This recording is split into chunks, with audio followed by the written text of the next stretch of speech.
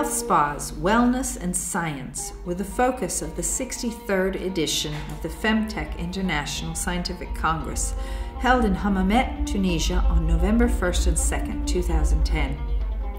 Femtec is the Italian acronym of the World Federation of Hydrotherapy and Climatotherapy, La Federazione Mondiale del Termalismo e Climatoterapia, which is accredited with the World Health Organization. The theme of this edition was Tradition, Innovation, and Quality Control. 300 representatives and delegates from thermal associations from all over the world talked about the future of thermalism in Tunisia, a splendid venue and a leading country in thermal treatments and the rapidly expanding field of thalassotherapy. Until now, this sector has always been interpreted in two different ways, explained Professor Zeki Karagul, President of the International Society of Medical Hydrology and Climatology. First of all, there's a European Mediterranean view inspired by evidence-based medicine, which basically means medical treatments backed up by scientific studies. The second view is the spa wellness view, which is very common in the United States, Asia, and Oceania. It's included in the alternative medicine sector, and it's also known as complementary medicine. Under this definition, thermal treatments are finalized towards keeping in shape and personal care. This is very much like the concept of prevention.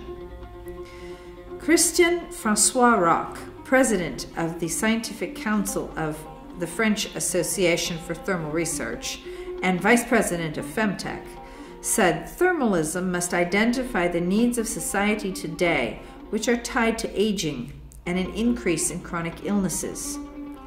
According to Roques, a suitable lifestyle, which includes the right dietary choices, physical exercise, and health education, can prevent and delay the onset of illness.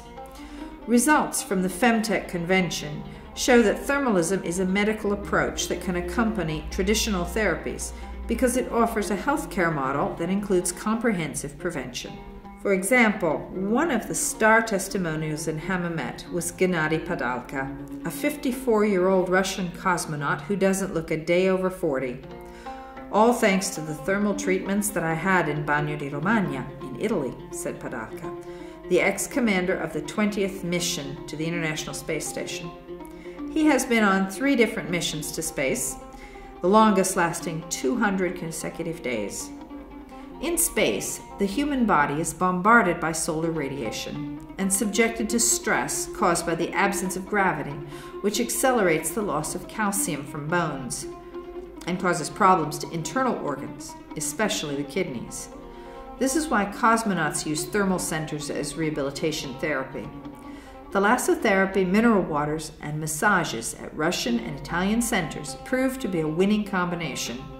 And in a short time, Tunisia will be able to offer those same services to men and women returning from space.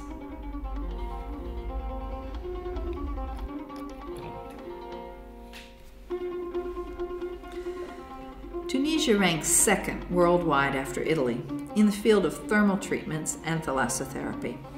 The figures prove it. Every year, 170,000 tourists come to the country. 50% are French. 20,000 go to thermal stations. There are about 50 of these specialized centers, which employ about 1,200 operators. Tunisian thermal stations are built in compliance with international standards and offer a good price-quality ratio. One of the best is the Residence, one of Tunisia's finest thalassotherapy centers. Together with local institutions, Italy is preparing to launch a first-level master's program of studies for operators in this sector instead of doctors. The course will be held at the School of Specialization in Medical Hydrology at the University of Milan, directed by Professor Umberto Solimene, who currently is also the Secretary General of Femtec.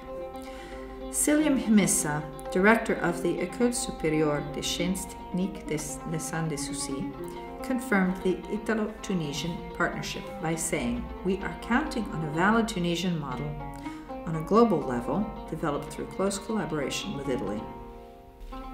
So what does the future hold for international thermalism? At the Congress in Hammamet, a new strategic phase opened involving more commitment towards thermal treatments from national healthcare systems, mainly in European countries. Also, there should be a lively exchange between nations on the old continent and the Mediterranean countries, especially emerging North African nations like Morocco, Algeria, Egypt, and Tunisia in particular. At the conclusion of Femtec's 63rd International Scientific Congress, the Secretary General, Professor Umberto Solimene, made this statement. Tunisia is taking the best parts of different European models, the scientific culture from France, and the drive for quality from Italy. Then they are applying these concepts within a new strategic internal policy platform that gives particular attention to their own heritage. Aggressive Tunisian policy challenges the defensive stance that many European countries have adopted, which often involves cutting healthcare spending. The Tunisian challenge also began in light of the most recent research into climate change. In fact, over the next 20 years, tourism in southern Mediterranean countries will be extremely penalized due to the expected increase in temperatures. Northern European areas will become the most popular destinations. For this reason also, Femtec called all of its international general states of thermalism into Tunisia, a country that leads the sector. At the end of the assembly, Femtec and the International Society of Medical Hydrology agreed on a unified action based on three main ideas: tradition, innovation, and the quest for quality. There are two key points: technology and education. Italy is a leader in these two areas, since it has already begun a series of training programs for family doctors and hospital personnel. The university in Milan has just introduced its second-level master's program and is preparing to start a training program for non-medical personnel in collaboration with Tunisian institutions. The Femtec Congress ended with the confirmation of the Federation's officers. Nikolai Storozenko is president, Professor Umberto Solimene is now Secretary General, and the journalist Gianluca Bruttomesso was made press officer.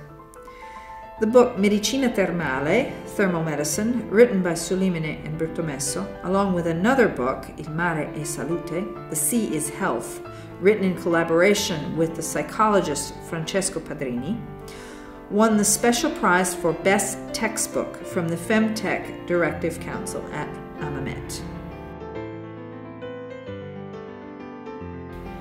After the Congress, delegates toured several thalassotherapy centers and thermal stations located in different parts of the country, starting with Sousse, a popular and ancient bathing station.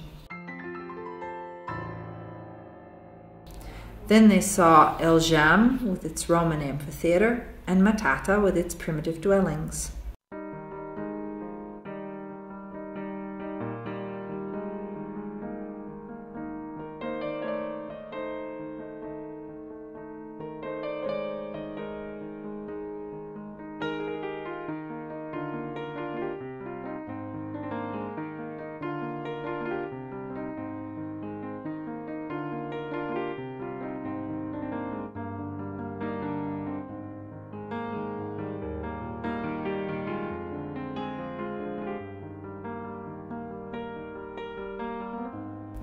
In the evenings, a bit of food tourism at the restaurant Berbere in Duz.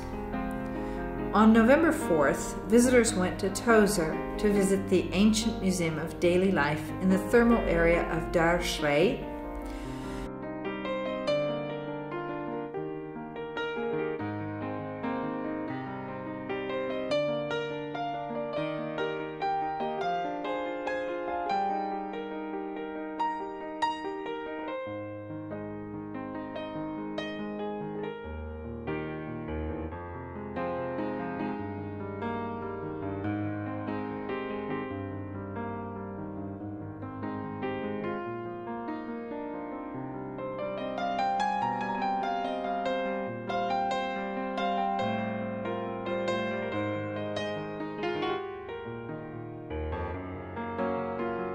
When they got to the splendid salt lake of Chat El Gerid, with with its characteristic pink colors, the group was fortunate enough to get to ride a camel and to see a typical desert fox.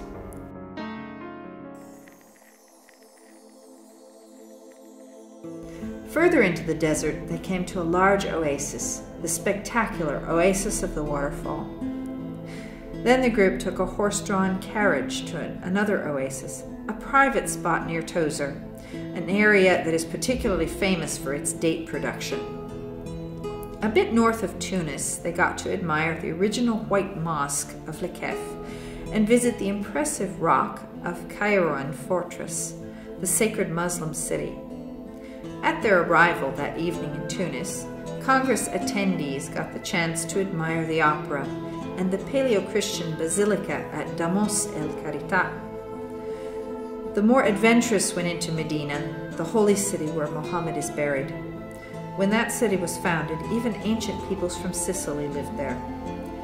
After that, they went to admire the ruins of Carthage, including the ancient Roman spas of Antonino from the 2nd century AD, the largest structure outside the walls of Rome.